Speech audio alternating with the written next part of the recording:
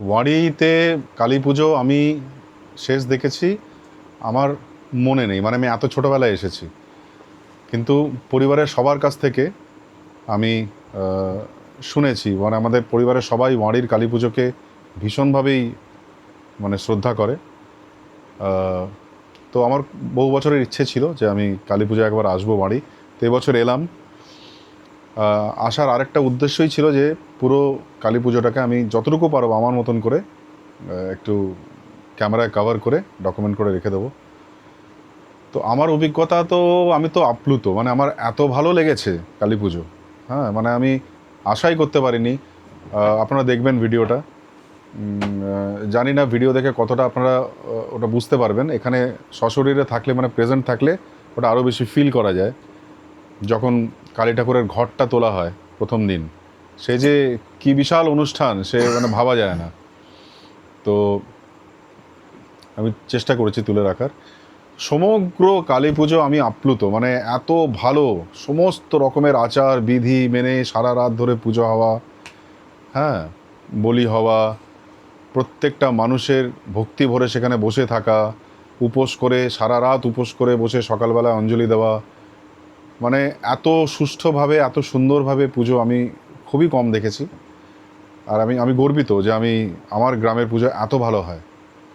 কিন্তু এই শেষে একটুখানি খটকা, এই সাংস্কৃতিক অনুষ্ঠানটা যদি আরেকটু বাঙালি মানসিকতা নিয়ে করা যেত, চটুল গান বা ভোজপুরি গানে নাচ বা ওগুলো না বাজিয়ে, তাহলে আমার মনে হয় 16 কলা পূর্ণ হতো। তো এটা দেখুন, এখানকার যারা বয়োজ্যেষ্ঠ আছেন, যারা অধিবাসী আছেন, যদি কিছু করা যায় তো অনুরোধ রইল। ধন্যবাদ। আমি এখন বসে আছি আমার নিজের জ্যাঠতো দাদার সাথে, পার্থদা। পার্থদা এই গ্রামেরই ছেলে, ছোটোর থেকে এখানেই বড় হয়েছে। আর পার্থদা আমাদের ভাইদের মধ্যে মেজো ছিল। তো এখন যেহেতু অমিতদা আমাদের বড়দার নেই, এখন পার্থদা সব থেকে বড়। তো পার্থদার মুখ থেকে আমি একটু এই আমাদের ওয়ারি গ্রামের কালী পুজোর সম্বন্ধে একটু জানবো, কারণ পার্থদা নিজেদের ছোটোবেলাতেও দেখেছে। ইনফ্যাক্ট তোমরা যারা জানো, আমার বাবাও গান গাইতেন। তো বাবাও এই গ্রামের মানুষ, এখান থেকেই বড় হয়েছে। এবং কালী পুজো যেখানে তোমাদের দেখালাম, ওই যে মঞ্চ তৈরি হয়েছে, সেখানে আমার বাবাও গান গেয়েছে।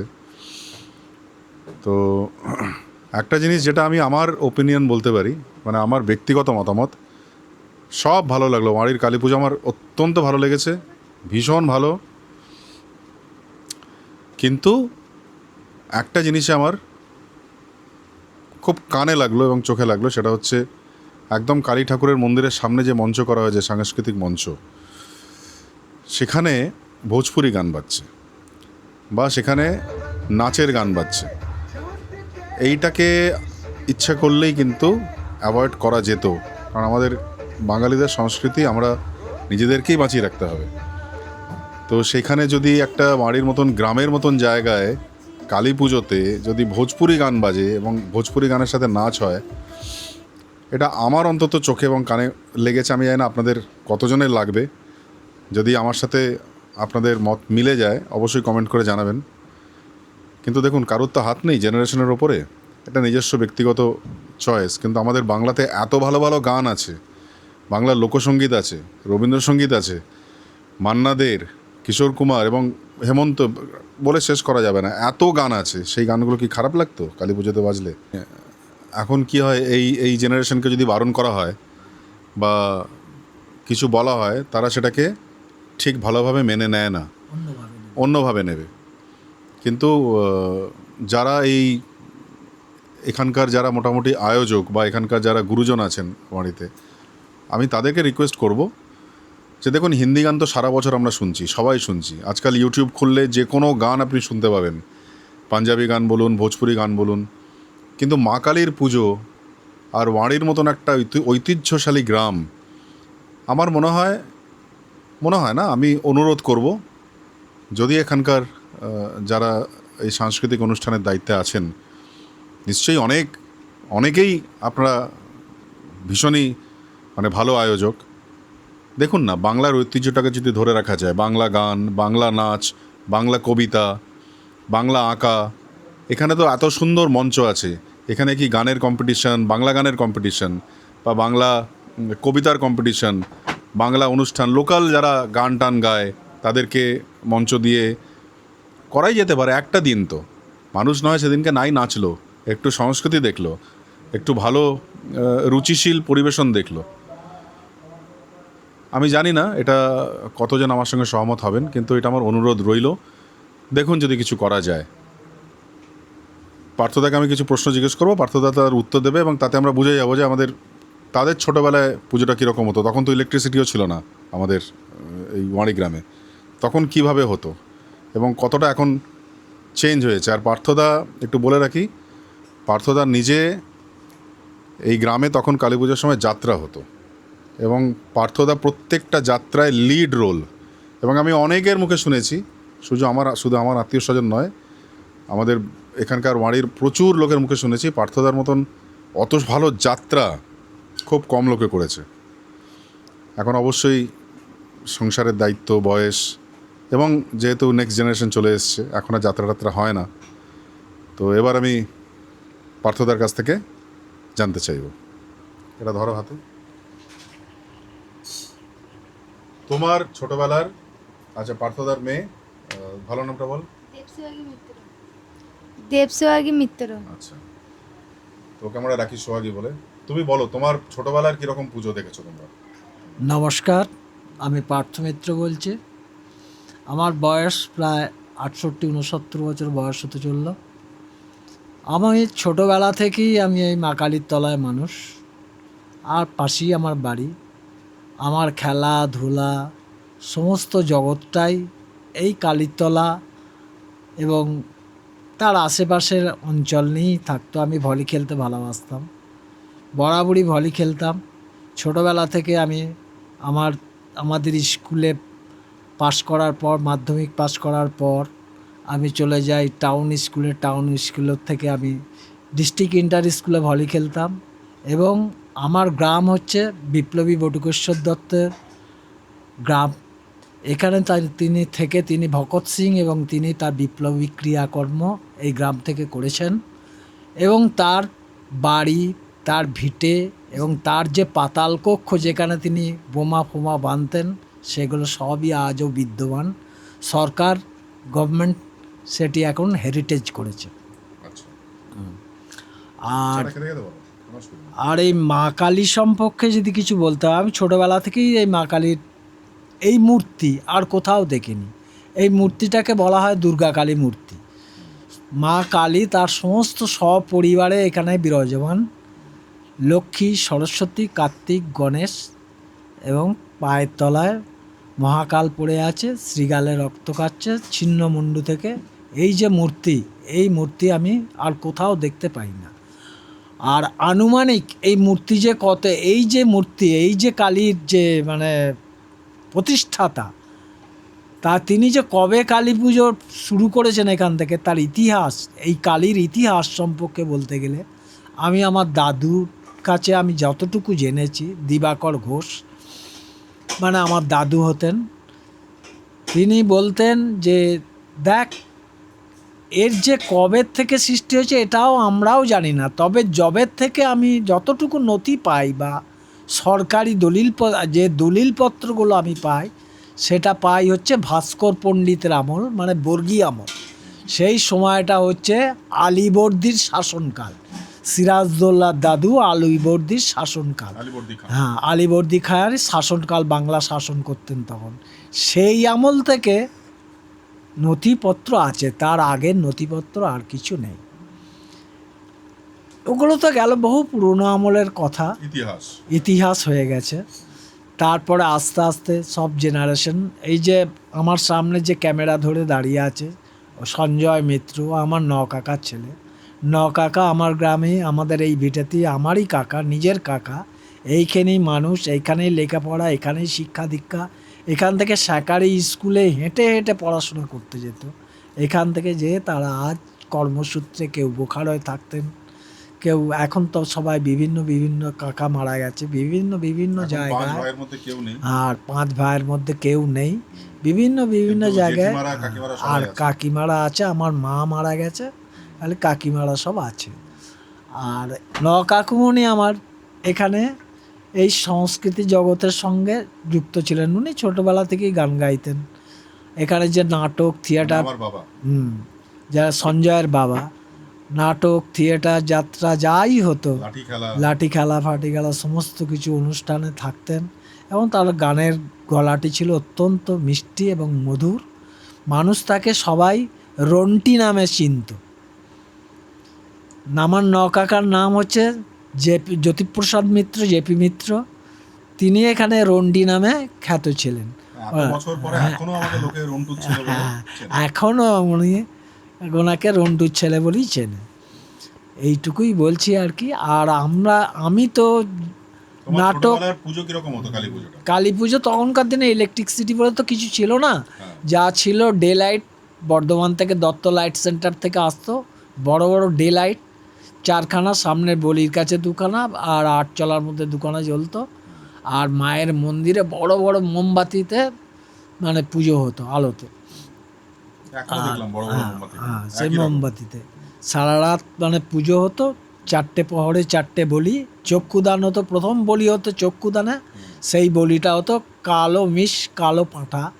প্রথম বলি শুরু হতো মায়ের চক্ষুদান থেকে। তারপর 4 প্রহরে 4টে বলি এবং বিভিন্ন মানুষের মানসিক বার্ষিক বিভিন্ন রকমের অন্তত 50-60খানা তো বলি হতোই। এবং দিন পুজোতেও মানে বলি হয়, আগ বলি থেকে আরম্ভ করে। আগেকার দিনে আমি দেখিনি, আমার বাবা কাকার জ্যাঠারা দেখেছে মহিষ বলি হতো। সেই বলিটা উঠে যায়নি, প্রথাটা রেখেছে। একটা ছাঁচি কুমড়োর উপর লেখা হয় মহিষ দিয়ে, সেই বলিটা আছে, কিন্তু আর মহিষ বলি হয় না। আর তখনকার দিনে পুজো খুবই আড়ম্বর জাঁকজমকপূর্ণ হতো এবং তখন মানুষের ভিড়ও হতো প্রচুর।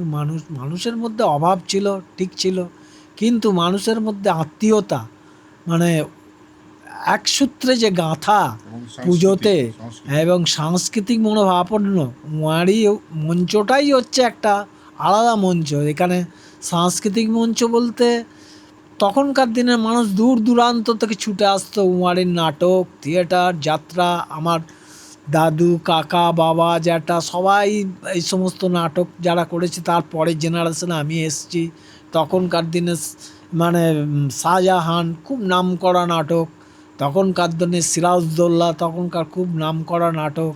তখন তখনকার দিন না, আমার বাবা কাকা জ্যাঠারা তখন আমি নাটক দেখেছি।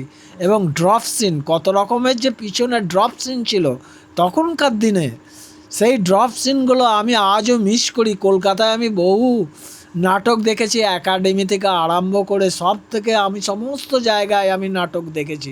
নাটক প্রিয় মানুষ আমি, নাটক দেখি, সব জায়গায় চলে যাই। আমি লাস্ট দেখে এসেছিলাম তখন কলকাতায় একাডেমিতে চলছিল মানে গান্ধী হত্যা অবলম্বনে একলা চলরে, সেই কাহিনী নাটক দেখে এসেছি। আমি বহু জায়গায় আমি নাটক দেখেছি এবং আমি নিজে নাটক যাত্রার সাথে যুক্ত ছিলাম। আমি দীর্ঘ প্রায় 30-35 বছর প্রায় মায়ের কাছে 2খানা করে বই করতাম প্রতি বছর। সেই বইয়ে আমি মূলত বেশিরভাগ মেন চরিত্রে অভিনয় করতাম এবং প্রচুর মানুষ সেই সূত্রে আমাকে চেনে। এলাকার সমস্ত মানুষ, পার্থদা সেই পার্থদা, এই পার্থদা, কত তরিতাবাদ। কী বলবো মা, আজকের দিনে দর্শকের কাছে সেই জিনিসটা আর গ্রহণযোগ্য নয়। তারা এখন এইসব ড্যান্স, ডিজে, এইসব ভোজপুরি নাচ, এইসবের উপর নির্ভর করে চলছে। জানি না পরবর্তী জেনারেশন আবার কি আসবে, কত দূর আসবে। এটা তো সবই মানে সময়ের অপেক্ষা, মানুষকে সবই দেখতে হবে।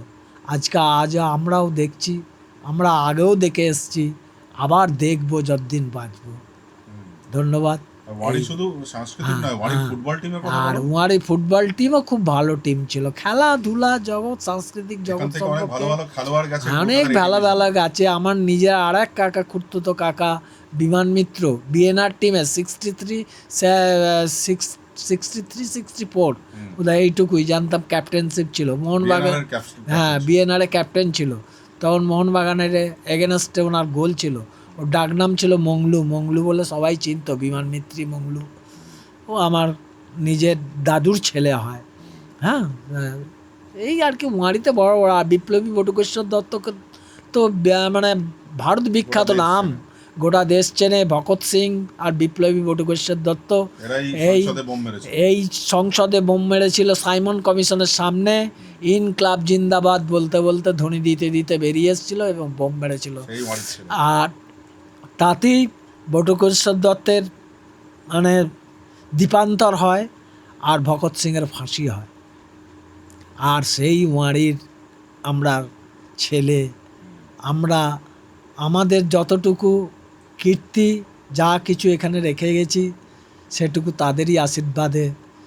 এবং পরবর্তী জেনারেশনকে আমি অনুরোধ করব তারা যেন ভালোভাবে সুস্থ সংস্কৃতি মনসম্পন্ন ঐতিহ্যটাকে ধরে রাখে। হয় এবং সেই ঐতিহ্য, পুরনো ঐতিহ্যটাকে যেন ধরে রাখে।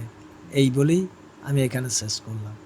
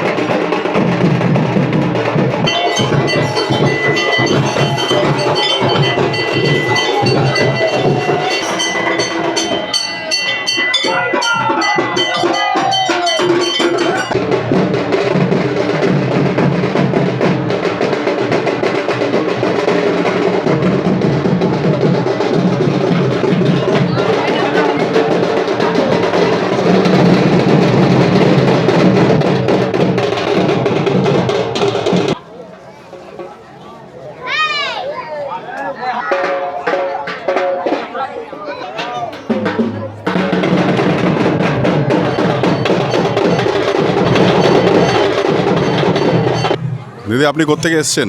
ও আমি তো মালদার থেকে এসেছি, আর এটা আমার বাপের বাড়ি। আপনি এখানেই বড় হয়েছেন? ইয়েস। এই কালী পুজোর সম্বন্ধে একটু বলুন। কালী পুজো সম্পর্কে কি বলবো রে, এ তো আমরা প্রথম থেকে ছোটোর থেকে দেখে আসছি, এরকমভাবে বললে পরে বলতে পারি না আমি। চার রাখ। এটা আসবে, কিন্তু এটা আসবে। কি অবস্থা, তোকে বলছে রাখ, কি অবস্থা। হ্যাঁ পরে বলবো, এরকম বলা যায় এরকম। আমি এটা রাখবো দিদি। আচ্ছা ঠিক আছে। ওটা বাড়ির লোক দেখবে। আচ্ছা আচ্ছা ঠিক আছে। ভালো কথা বলুন।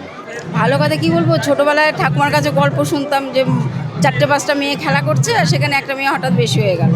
আবার সন্ধ্যের সময় বাড়ি যাচ্ছে, একটা মেয়ে নেই, সেই মা কালী চলে আসতো, এরকম এই গল্প।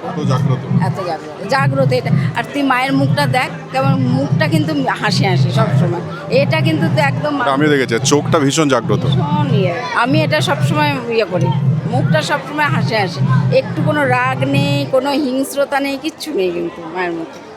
আপনিও তো এই গ্রামেরই? হঠাৎ করে? হ্যাঁ, আমি এই গ্রামেরই। ছোট থেকে দেখছেন এই পুজো? হ্যাঁ, ছোট থেকে দেখছি। আপনার নাম? গৌতম মিত্র। বলুন কিছু। বহুত পুরনো পুজো তো, এখন সেই পুজোকে কেন্দ্র করে নানা রকম ঘটনাও আছে। তা আমি যতটুকু শুনেছি 200 বছর কি 250 বছর হবে আর কি। হ্যাঁ, তা ছোটোখাটো ঠাকুরটা খুবই জাগ্রত। কারণ হচ্ছে একবার আজ থেকে 25-30 বছর আগে, তখন বাইরে থেকে যারা মহেশচণ্ডীতে চান করতে যেত, এই কালীর তলায় রাত কাটাতো। কালীর তলায় রাত কাটাতো, আর একবার খাবার টাবার নিয়ে এসছে, ওরা রাত্রিরে খাবে, সকালবেলা ভোরে বলে ওরা হাঁটবে। দামোদর নদীর ওই পার থেকে আসতো, বলছি ওদিকে। ওরা ওই ভাত টাত খেয়ে এঁটো থালা হাঁড়িগুলো জল ধোয়া করে, আর এই মায়ের এই 8 চালার পিলারে বেঁধে রেখেছে। আমরা তখন 8 চালায় শুতাম, পাড়ার সবাই। ওরা এলে আর থাকতাম না, চলে যেতাম। তা একবার রাত্রিবেলা ওরকম খুব চেঁচামেচি, ওই সময় আমরা সব বেরিয়ে এলাম, এসে বলছে প্রচুর সাপ 8 চালার ওপরে ঘুরে বেড়াচ্ছে, ওদের গায়ের ওপর দিয়ে। হ্যাঁ, তারপর শোনা যায় যে ওরা ওই হাঁড়িগুলো জল ধোয়া করে পিলারে বেঁধে রেখেছিল। দিয়ে এই থেকে আর কালীর তলা কেউ এসে শোয়েও না, বসেও না, বন্ধ হয়ে গেল। হ্যাঁ, মা কালী হচ্ছে খুব শান্তিপ্রিয়, ওইসব খুব ভালোবাসে না। হ্যাঁ, শান্তিপ্রিয়, ছোটো ছেলেদের খুব ভালোবাসে। হ্যাঁ, এরকমও শোনা যায় ছোটোবেলায় সব মেয়েরা খেলছে, 5টা মেয়ে খেলছে, তাতে দেখা গেল সন্ধ্যেবেলায় 6টা হয়ে গেল। এবার ওরা যখন বাড়ি যাচ্ছে, ওরা 5 জনই যাচ্ছে, আর একজনকে তখনই জানা গেল যে মায়ের ব্যাপার। মানে এই সমস্ত প্রচলিত কথা আর কি, এবং লোকে দেখে হচ্ছে। এই সাপের ব্যাপারটা আমি নিজের চোখে জানি, আমি এখানে তখন প্রেজেন্ট। গল্পটা আমরা শুনে সব এসেছিলাম, এবং আমার সঙ্গে অনেকেই জানে। হ্যাঁ, এগুলো প্রচলিত না, আগেগুলো প্রচলিত না, সুকুমার ঘোষ বলতে পারবে। ঠিক আছে, ধন্যবাদ।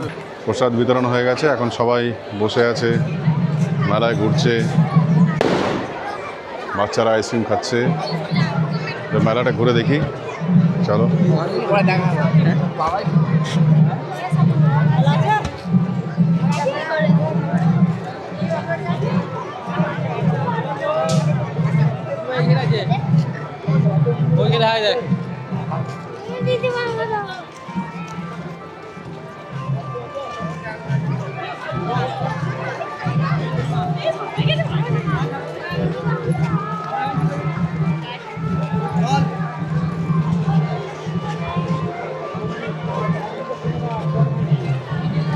গ্রামের মেলা কি সুন্দর, সবাই এনজয় করছে ফ্যামিলি নিয়ে।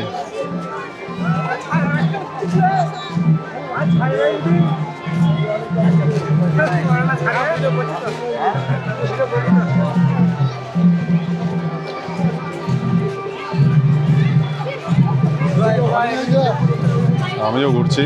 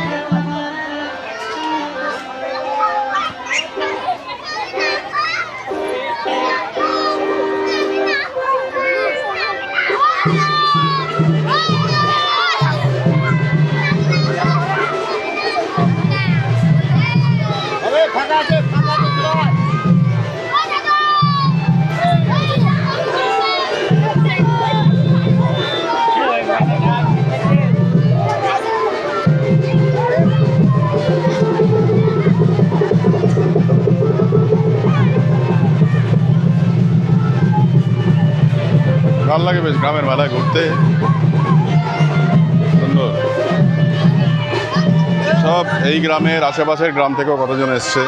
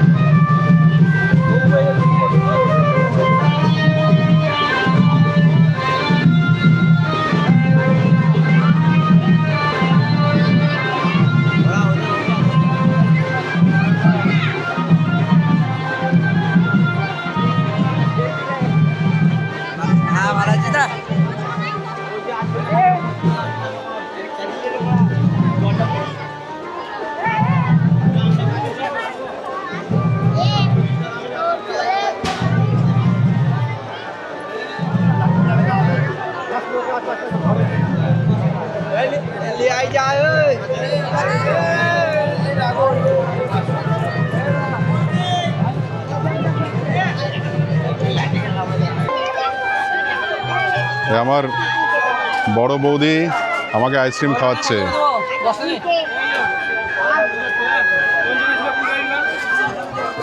আমার বড় বৌদি আমাকে আইসক্রিম খাওয়াচ্ছে। রেকর্ড হচ্ছে, রেকর্ড হচ্ছে, রেকর্ড হচ্ছে।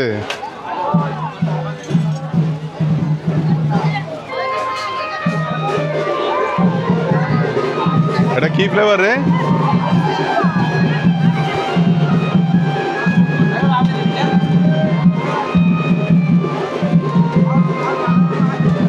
চলো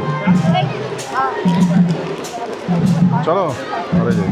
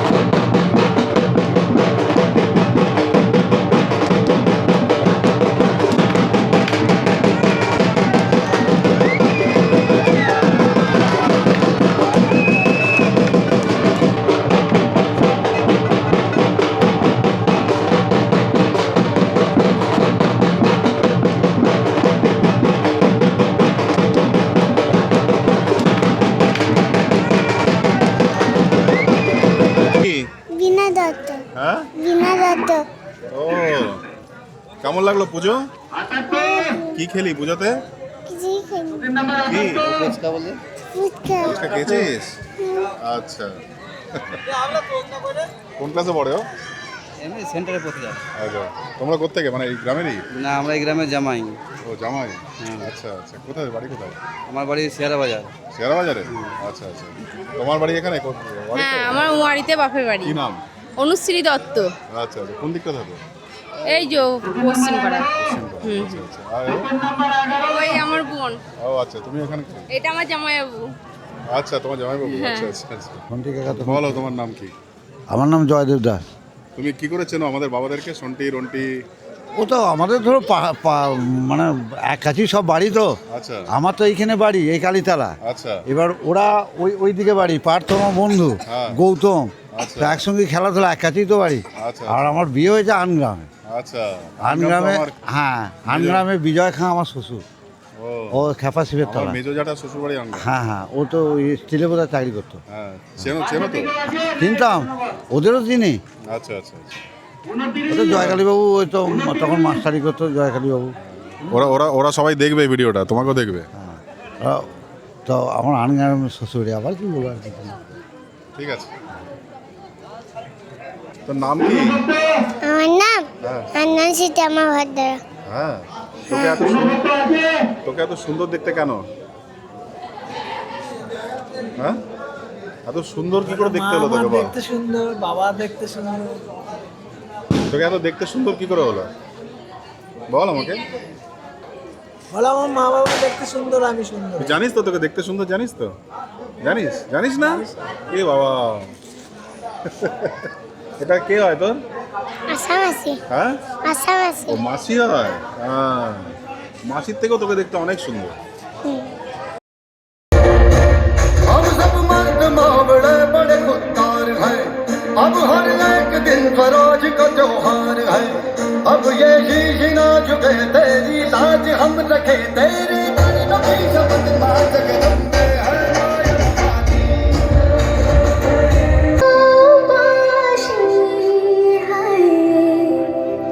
বাঁশি কেন গায় আমার কানায়, কে গেছি হারায় স্মরণের বেদনায়, কেন মনে দেয় বাঁশি কেন গায়।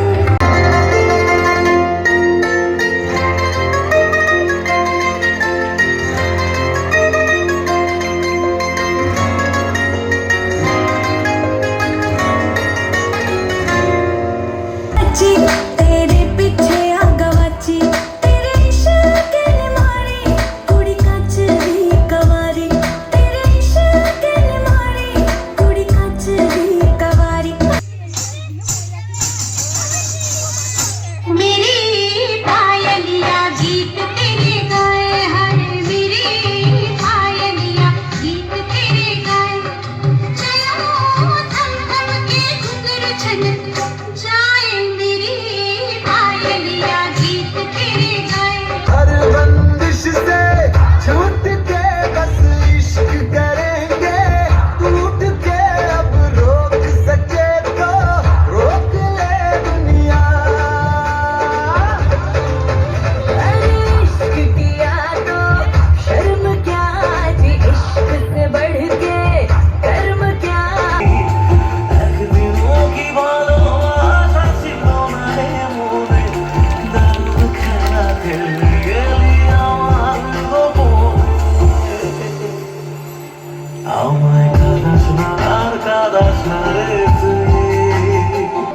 ফাইনালি তোমার জীবন থেকে চলে গেলাম, নাও এখন তুমি মুক্ত।